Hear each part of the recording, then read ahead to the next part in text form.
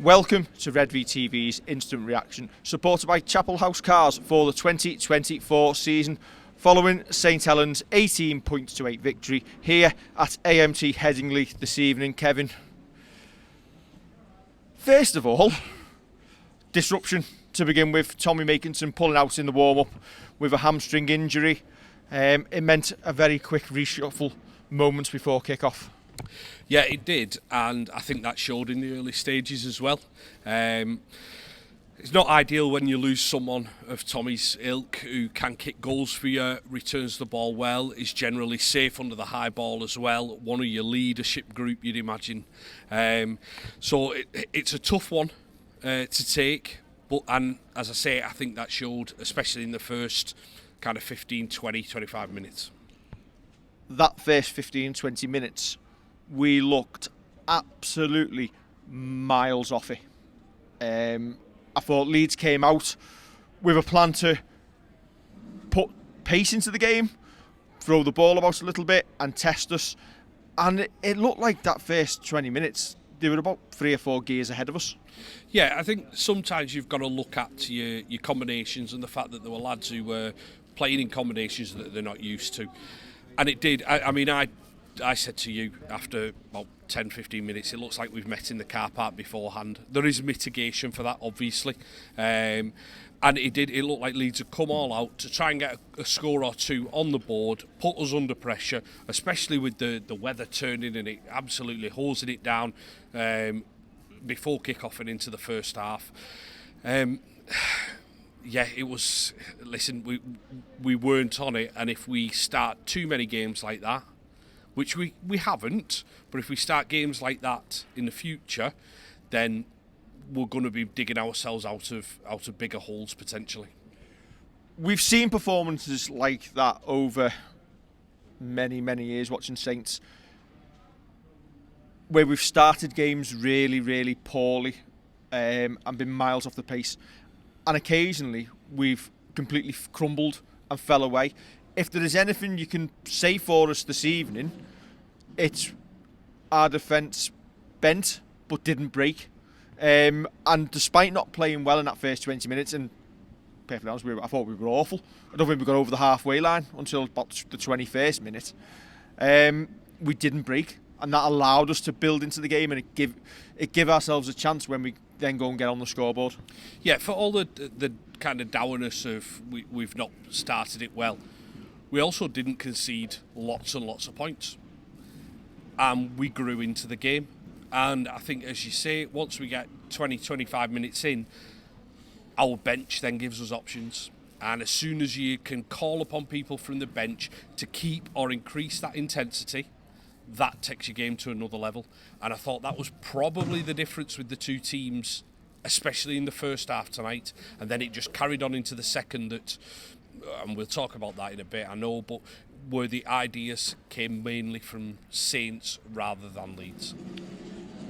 That first 20 minutes, obviously, we were off the pace. Even when we had the ball in hand, we, again, disjointed. Again, I don't think Wonga Blake has played in the same combination, centre-wing partnership, in, I think that's his 4th game. It's been a different partnership each time, and he's flitted between centre and wing. There was an early opportunity when I think Sione made a little bit of a break on the left, looked outside him, and Wonga was trailing behind. But he stuck with it, got his just rewards by getting over the line in the first half to get us on the board. Another player who looked off it tonight, completely understandably, Joe Batchelor. I think ideally would you have liked to have probably brought him back for the cup game next week if we'd have got a Sheffield, but instead, because we've got that cup game next week, have we brought him back tonight because you need to get some match fitness into him? And was it a little bit of a plan that you've give him 80 minutes? There you go, there's a long question. There is a long question. I'll try and pick some bones out of that and answer parts of it anyway. I think it's possibly a touch unfair to say Batchelor's off it. I think, listen, he's not up at his usual levels because his fitness isn't there. And I think that's what I mean when I say he's off it. I mean in terms of match fitness. Yeah. But you'd only get that by playing, and he'll be a lot better next week for that 80 minutes tonight. But we're saying that, and in the second half, towards the end of the second half, he's still shooting out, trying to put pressure on a kick chase on the Leeds fullback. Yeah, he's going to be better for it. It was more of a defensive showing for Joe. Did we want to play him the full game? Absolutely not. He was named on the bench. He was going to come on and possibly get a good 30 minutes, 40 minutes into his legs, possibly in different stints. Maybe even throw him in at prop for 10 minutes if you needed to. But he's coming and he's done a job, and I think that helps when you've not got the combination that's used to playing next to each other. So you've got Connie and you've got John Bedison on that side. It helps solidify that side up. Listen, I'm saying he was offered tonight, but as you say, whether the big minutes were because to get it into him for next week or because he needed to help the team tonight, he stood up, done a job. Now, let's go on to the real positives tonight. For me, the game changed after 25, 30 minutes with the introduction of George Delaney coming off the bench, helped in the short stint he did, but most of all, Moses Mbai and James Bell. James Bell was absolutely terrific tonight, and I know we've waxed lyrical about him, and people on social media will have mentioned him and keep saying like how good he is. That, I think, is probably his best performance in a Saints shirt. I thought he was tremendous. He ran the ball in, he linked up well, he tackled hard. All the attributes we know of James Bell, he was absolutely wonderful. You had Moses, who you've just mentioned there, speeded us up a bit at the ruck, at the play of the ball. We know Darryl Clark's gone off and not returned, so we'll have to see what's happened with him. There was no mention on commentary of any sort of injury to Darryl Clark, whether he did have a knock or not. But with the form and composure that Moses was showing, why would you have took him back off the park anyway? Yeah, he was just looked bright. He looked alive. He looked like another half back on the pitch. And I know Wellows mentioned that kind of before the season start that he's been jumping into half back. He just looked like a breath of fresh air on the park. It looked like he's got his match sharpness, his match fitness back, and none more so than using that presence of mind that when Leeds have fallen asleep and 3 or 4 players have gone, looking at where the ball could go, he's kept his head, worm burner, under the pulse. Does that give Paul Wellens confidence moving forward in that, whereas you've felt almost like you've had to push Darryl Clark to do 60, 65 minutes and only be putting Moses on to see out the game for the last 10 or 15, will that give us the confidence moving forward to maybe spell them a little bit more? I hope so. I think a lot of that is obviously Moses' injury that he picked up in pre-season, and hopefully we kind of see us just keeping it fresh like we used to do. And we'll mention the 2 greats who used to spell like that, Cunningham and Roby. And I'm not trying to compare, but if you can do something similar and keep teams guessing and keep teams wondering and have 2 slightly different players coming out there, as I say, fresh and being able to do different things at the ruck. One probably a lot more experience at 9 than Moses. Played all of his career there rather than being moved about. But someone who's played NRL, coming in with that experience, I'd hope that they would be spelled a little bit more regularly than just it being 50, 60 minutes of one and then the other gets the last couple of minutes. For you, what will Paul Wellens have learnt tonight from playing Leeds, knowing we're going to face them again next week? I think he'll have learned that his team has got that resilience to kind of hang him when the going gets tough. I think he'll learn that defensively, even though there were a lot of obviously change arounds with personnel, that we can do it tough as well. I think he'll learn that Leeds are, I know Barry McDermott mentioned about short kickoffs, we've not seen one tonight, but they do try and play a lot of rugby, and you've got to be alert, because I thought Miller from fullback was good for them. I thought Frawley kicked well, but without necessarily creating an absolute load.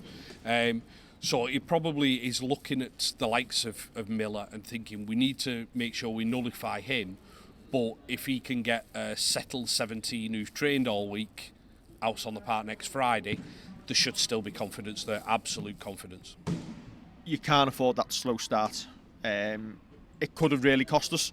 Again, the defence has held in and not broken, and it's kept us in the game.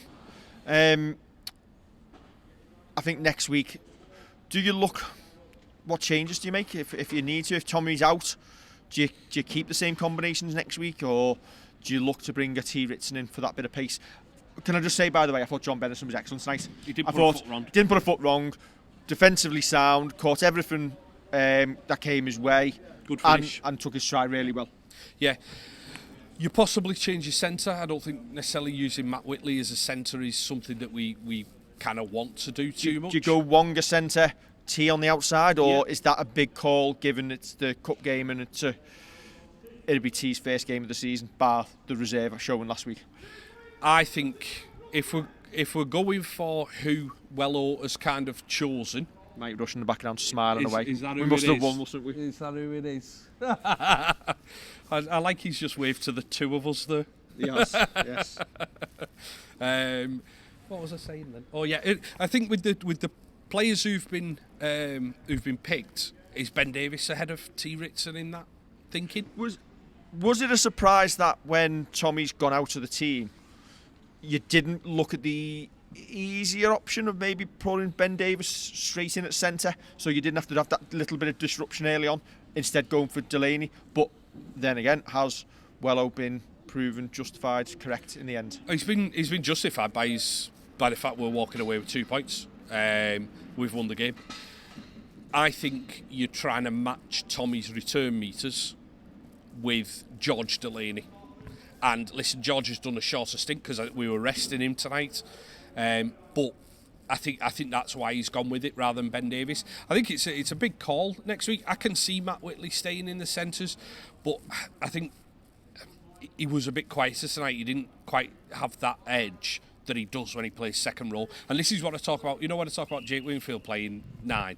This is what I mean. It's like I don't want to see Matt Whitley in the centres because Matt Whitley is a better second row than he is a centre. He'll do a job for you. He'll shore up that side. Absolutely, he'll shore up that side. Do we bring people back in? I'm sure our fans who we see on social media will be saying it's time to give T a run. Yeah. Saints this evening then, running out to 18 points to 8 winners. If that was a boxing match, the Rhinos have punched themselves out in round 2. They'd have won the first 2 rounds. Probably with a couple of put downs. Yeah, on the canvas twice. No, only on the canvas once because at the end we only conceded one and one was a penalty. But then rope-a-dope kicks in. Yeah, exactly. And have we found the answer to the goal kicking? The goal kicker you forgot you had. Exactly. It's like we found him down the back of a couch. Kept it quiet this week. Yeah, Doddy will do the kicking, and then Johnny takes the hat off. Absolutely. Nails 2 touchline conversions. Yeah. I like the fact that you went, oh yeah, Doddy's kicked that one, and then he starts putting his scrum cap back on, and you go, oh, I've changed that now. Always a highlight. It's usually your spelling. God bless Twitter edits. Yes. Right, Kev.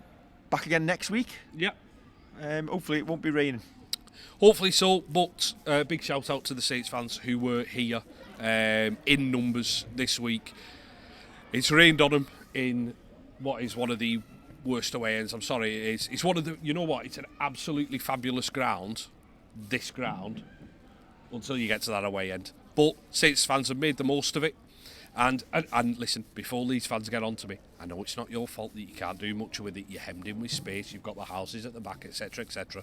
But it's more akin to Wakefield, isn't it? Oh, Cass. Wakefield's got a roof. Yeah. It's Cass. Cass have got it. Well, no, they haven't. It's not on their way. Not their way. Yeah. But Saints fans have I bet that was like a proper bounce when Moses went in, and then we've managed the game out. So well done to the Saints fans for coming over and supporting the team in numbers. Yes, Moses parts the Blue Sea to get the winning try for Saints, and you can catch Moses and our man of the match this evening, James Bell, at the Lighthouse. Oh no!